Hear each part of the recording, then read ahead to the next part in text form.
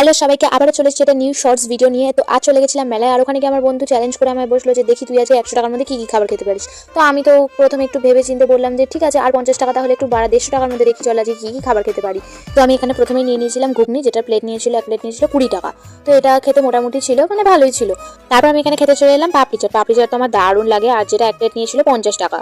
আর ওকে আমি এখানে 50 টাকা আরও বাড়াতে বলেছিলাম, তার কারণ হচ্ছে যে আমি মেলার ফুচকাটা অতটা খেতে পছন্দ করি না। তো আমি ফুচকা স্কিপ করে গেছিলাম, কারণ আমার সব দোকানের ফুচকা সেরকম একটা ভালো লাগে না। তো আমি এখানে পাপড়ি চাট খেয়ে নিলাম। তো পাপড়ি চাট তো সব জায়গারই আমার ভালো লাগে, আমার খুবই প্রিয় একটা খাবার। তো এখানে আমি পাপড়ি চাট খেয়ে চলে গেলাম একটা মশালা কোক নিতে। তো এটা তো ওকে ওকে ছিল, আমার সেরকম একটা ভালো লাগেনি, যেটা নিয়েছিল 20 টাকা। আর এখানে চলে এসেছি আমি এখানে মোমো খেতে, যেটা প্লেট নিয়েছিল 50 টাকা। মোমোটাও সেরকমই একটা ওকে ওকে ছিল, খুব একটা আমার ভালো লাগেনি, মানে বাইরের দোকানের মতো তো একদমই লাগেনি। মেলার মোমো যেরকম হয় সেরকমই টেস্ট ছিল।